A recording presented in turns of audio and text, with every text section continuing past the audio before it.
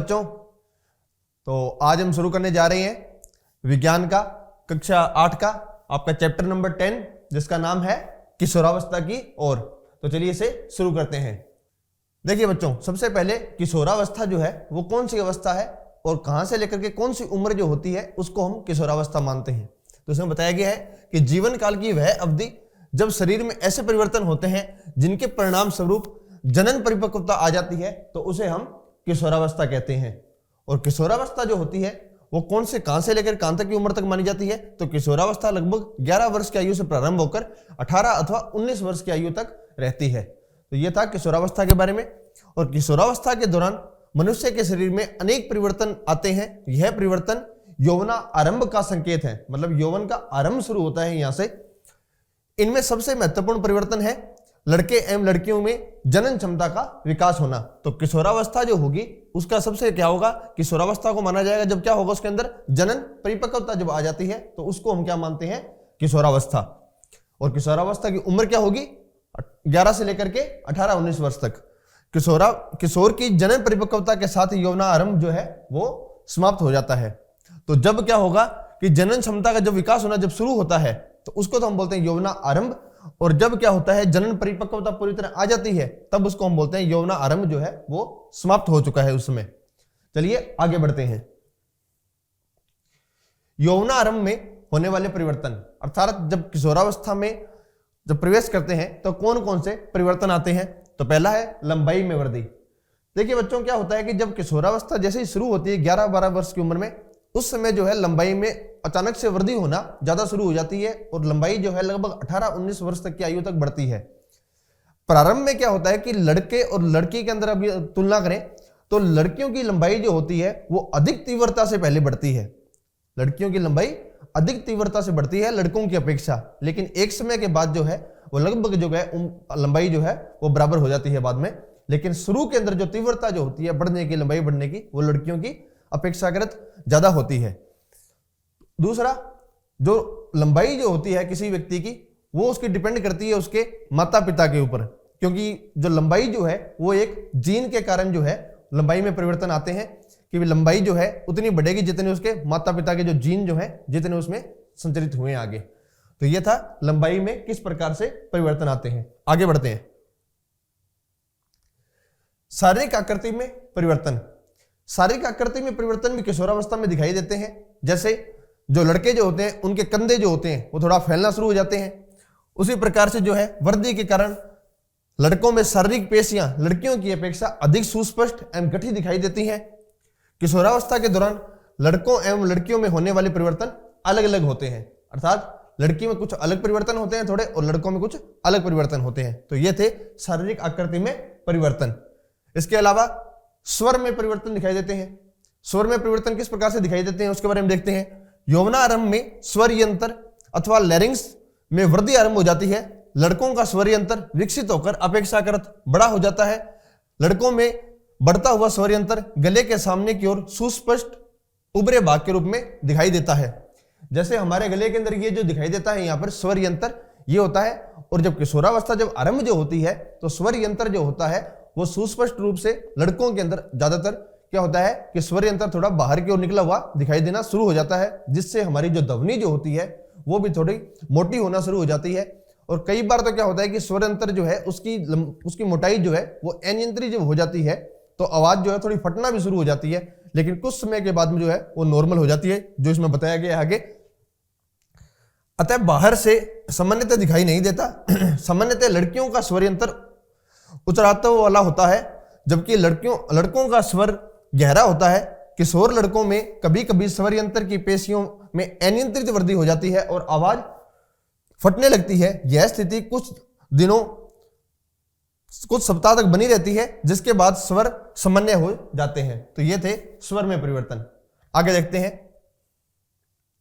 स्वेद एवं तेल ग्रंथियों की क्रियाशीलता में वृद्धि।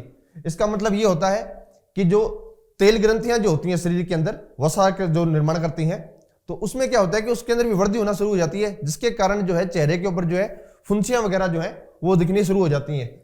अब क्या होता है कि जनन अंगों का विकास, किशोरावस्था के अंदर जो है जनन अंगों का भी विकास होना शुरू हो जाता है। जैसे यौवना आरंभ में नर जननांग जैसे कि वर्षण और शिशन पूर्णतः विकसित हो जाते हैं। वर्षण से शुक्राणुओं का उत्पादन भी प्रारंभ हो जाता है। लड़कियों में अंडाशय के साइज में वृद्धि हो जाती है तथा अंड परिपक्व होने लगते हैं। अंडाशय में अंडाणुओं का निर्मोचन भी प्रारंभ हो जाता है। तो यह होता है जनन अंगों का विकास। तो आगे देखते हैं, किशोरावस्था में और परिवर्तन आते हैं, जैसे मानसिक, बौद्धिक और संवेदनात्मक परिपक्वता प्राप्त होना। इस समय क्या होता है कि किशोर जो होता है उसमें क्या होती है, सोचने समझने की जो क्षमता जो होती है वो भी क्या होती है, बढ़नी शुरू हो जाती है। और कोई किशोर जो है वो किसी बात को ज्यादा गहराई से, ज्यादा सचेत रूप से उसको सोचना शुरू कर देता है। तो ये उसमें कुछ मानसिक, बौद्धिक और संवेदनात्मक जो है परिपक्वता जो है वो भी आना उसमें शुरू हो जाती है। तो ये कुछ थे इसके अंदर कि कौन कौन से जो है किशोरावस्था के अंदर परिवर्तन हमें दिखाई देते हैं। आगे देखते हैं गौण लैंगिक लक्षण। गौण लैंगिक लक्षण भी क्या होते हैं, युवावस्था में लड़कियों में स्तनों का विकास होने लगता है तथा लड़कों के चेहरों पर बाल उगने लगते हैं, अर्थात दाढ़ी मूंछ आने लगती है। यह लक्षण क्योंकि लड़कियों और लड़कों में पहचानने में सहायता करते हैं और इन्हें क्या कहते हैं हम, गौण लैंगिक लक्षण। किशोरावस्था में होने वाले परिवर्तन किसके द्वारा नियंत्रित होते हैं, हार्मोन द्वारा नियंत्रित होते हैं। और हार्मोन क्या होता है, हार्मोन रासायनिक पदार्थ है, यह अंतःस्रावी ग्रंथियों द्वारा स्रावित किए जाते हैं। तो ये जो परिवर्तन जो होते हैं हमें जो दिखाई देते हैं किशोरावस्था के अंदर, ये किसके कारण आते हैं, हार्मोन के कारण। और हार्मोन होता क्या है, हार्मोन एक रासायनिक पदार्थ है जो कौन सी ग्रंथियों द्वारा स्रावित होता है, अंतःस्रावी ग्रंथियों द्वारा। हम आगे आने वाली कक्षाओं में देखेंगे ग्रंथियां जो होती हैं मुख्य रूप से दो प्रकार की होती हैं, एक होती है बहिस्रावी ग्रंथियां, एक होती है अंतःस्रावी ग्रंथियां। तो हार्मोन जो है वो कौन सी ग्रंथियों द्वारा स्रावित किए जाते हैं, अंतःस्रावी ग्रंथियों द्वारा। और ये कैसे पदार्थ होते हैं, ये रासायनिक पदार्थ हैं। यौवनारंभ के साथ ही वर्षण, पुरुष हार्मोन अथवा टेस्टोस्टेरोन का स्रावण प्रारंभ हो जाता है। और लड़कियों में यौवना आरंभ के साथ ही अंडाशय स्त्री हार्मोन अथवा एस्ट्रोजन उत्पादित करना प्रारंभ कर देता है, जिससे स्तन विकसित हो जाते हैं। दुग्ध स्रावी ग्रंथियां अथवा दुग्ध ग्रंथियां स्तन के अंदर विकसित होती हैं। इन हार्मोनों के उत्पादन का नियंत्रण एक अन्य हार्मोन द्वारा किया जाता है जो पीयूष ग्रंथि अथवा पिट्यूटरी ग्रंथि द्वारा स्रावित किया जाता है। तो क्या होता है कि हमारा जो शरीर के अंदर जो है परिवर्तन होना जो शुरू होंगे वो सारे शरीर परिवर्तन जो किसके कारण हो रहे हैं, हार्मोन के कारण। और मुख्य रूप से जो है जनन अंगों का जो विकास करने के अंदर जो है कौन कौन से हार्मोन देख रहे हैं हम, जो पुरुष जो होते हैं उनके अंदर कौन सा हार्मोन होता है, टेस्टोस्टेरोन। और महिलाएं जो होती हैं उनमें कौन सा हार्मोन होता है, एस्ट्रोजन हार्मोन। और ये हार्मोन जो है एक अन्य ग्रंथि जो होती है उसके द्वारा नियंत्रित किए जाते हैं। वो कौन सी ग्रंथि होती है, पीयूष ग्रंथि। और पीयूष ग्रंथि मानव के मस्तिष्क में पाई जाती है। आगे देखते हैं जनन प्रक्रिया प्रारंभ करने में हार्मोन की क्या कुछ भूमिका होती है उसके बारे में देखते हैं। अंतःस्रावी ग्रंथियां हार्मोन रुधिर में प्रवाहित करती हैं, जिससे वह शरीर के विशिष्ट भाग अथवा लक्ष्य स्थल तक पहुंच सके। क्या होता है, अंतःस्रावी ग्रंथियां जो होती हैं वो हार्मोन को जो स्रावित जब करती हैं तो हार्मोन जो है वो किस में आ जाते हैं, रक्त में आ जाते हैं। और रक्त जो है पूरे शरीर में संचरित होता रहता है। तो जो हार्मोन जो है उसको रक्त क्या काम करेगा, उस हार्मोन को जो विशिष्ट जगह जो होगी जहां तक उसको पहुंचाना होगा वहां तक उस हार्मोन को लक्ष्य स्थल तक पहुंचा देते हैं। तो पहुंचाने का जो कार्य जो होता है, परिवहन का कार्य जो होता है हार्मोन का, वो किसके द्वारा किया जाता है, रुधिर के द्वारा। लक्ष्य स्थल हार्मोन के प्रति अनुक्रिया करता है। हमारे शरीर में अनेक अंतःस्रावी ग्रंथियां हैं। वर्षण एवं अंडाशय लैंगिक हार्मोन स्थापित करते हैं। जैसे हमने देखा भी था कि वर्षण जो था उससे कौन सा हार्मोन था, टेस्टोस्टेरोन। और अंडाशय जो था उससे कौन सा था, एस्ट्रोजन हार्मोन। तो ये था जनन प्रक्रिया प्रारंभ करने में हार्मोन की क्या भूमिका रहती है। आगे देखते हैं। देखिए बच्चों, इस चार्ट के माध्यम से आपको बताया गया कि हार्मोन जो है उसका किस प्रकार से उसका फ्लो होता है। तो पीयूष ग्रंथि से स्रावित हार्मोन जनांगों को टेस्टोस्टेरोन एवं एस्ट्रोजन स्रावित करने के लिए प्रेरित करता है। उसके बाद रुधिर में स्रावित किया जाता है तथा शरीर के विभिन्न भागों तक पहुंचता है। और उसके बाद यौवना आरंभ के समय शरीर में परिवर्तन को प्रेरित करता है। तो ये हार्मोन जो इस प्रकार से इसमें कार्य करते हैं शरीर के अंदर। आगे देखते हैं। संतति के अंदर लिंग का निर्धारण जो होता है, संतति के अंदर अर्थात जो संतान जो होगी उसमें लिंग निर्धारण जो होता है कि पुरुष होगा या महिला होगी, तो उसमें क्या होता है कि किस प्रकार से लड़का या लड़की जो होगा, ठीक है, उसमें लिंग का निर्धारण जो है इनमें किस प्रकार से होता है, तो उसको इसमें बताया गया है। जैसे देखिए, मानव के अंदर टोटल 46 गुणसूत्र पाए जाते हैं। 46 गुणसूत्र के अंदर जो है पुरुष और महिला दोनों के अंदर 44 गुणसूत्र जो होते हैं वो एकदम सेम होते हैं।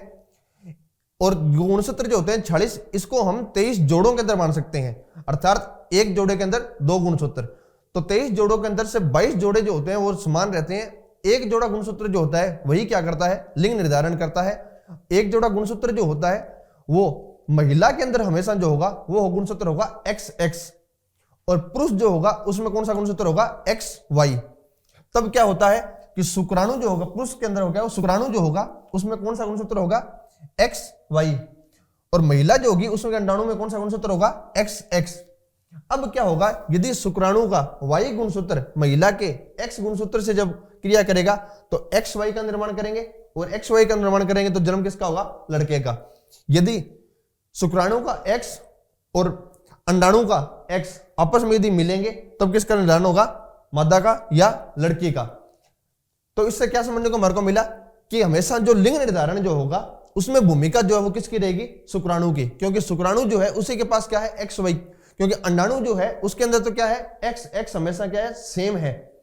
तो यदि क्या होगा कि यदि Y X से करेगा तब क्या होगा, नर, और यदि X और X आपस में मिलेंगे तो क्या होगा, मादा। तो लिंग निर्धारण जो होता है उसमें भूमिका जो होती है मुख्य रूप से वो किसकी होती है, शुक्राणु की, ना कि अंडाणु की। आगे देखते हैं, लिंग हार्मोन के अतिरिक्त अन्य कुछ हार्मोन भी मानव शरीर में पाए जाते हैं। कौन कौन से हार्मोन होते हैं, पीयूष ग्रंथि एक अंतःस्रावी ग्रंथि है जो मस्तिष्क से जुड़ी रहती है।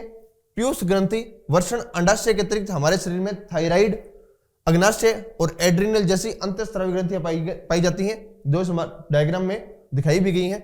पीयूष ग्रंथि जो होती है वो मस्तिष्क में होती है।